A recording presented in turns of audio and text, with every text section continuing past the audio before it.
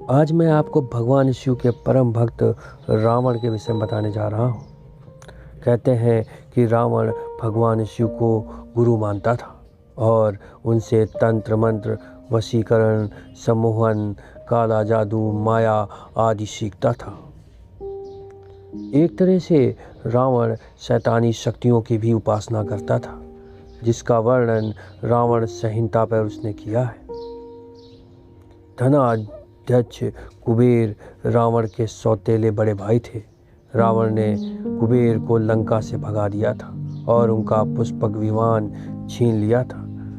रावण से हारने के बाद कुबेर गंधर्वों, यक्ष और किपुरुष के साथ पर्वत में बस गए थे। नरभक्षी, राक्षस, पिशाच आदि ने रावण को राक्षस राज की उपाधि दे दी थी। रावण इच्छा अनुसार तीनों लोकों पर भ्रमण करता था। वह कोई भी रूप धारण कर सकता था। दशानन का बल इच्छा अनुसार घटता और बढ़ता था। रावण ने अपने भाई कुबेर के महान ऐश्वर्य और वैभव से बहुत प्रभावित था। जब उसे पता चला कि कुबेर के पास अथाह संपदा है, तप के प्रभाव से आया है, तब उसने ब्रह्मचर्य का पालन करते हुए हजारों सालों तक तप किया और महान शक्तिशाली राक्षस बन गया।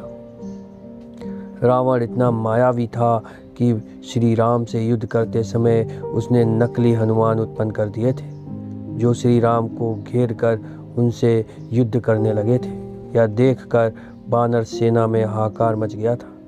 रावण जितना बड़ा योद्धा था, उतना बड़ा ज्ञानी भी।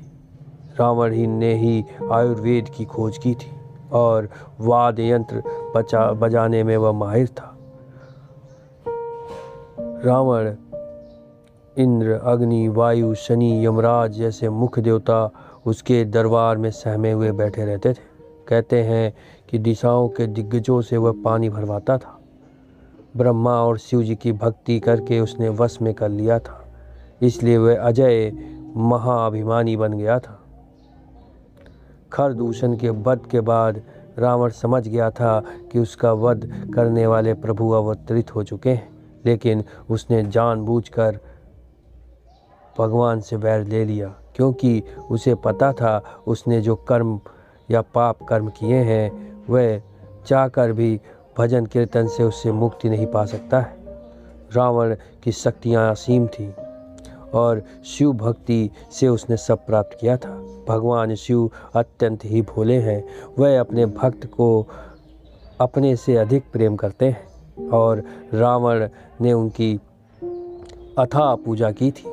कहते हैं रावण की स्तुति सुनकर, जिसे हम लोग तांडव स्रोत के नाम से जानते हैं, वह सुनकर भगवान शिव अत्यंत प्रसन्न हुए थे और रावण को एक चंद्रहास भेंट किया था, लेकिन उसके गलत प्रयोग करने के कारण वह लुप्त हो गई थी।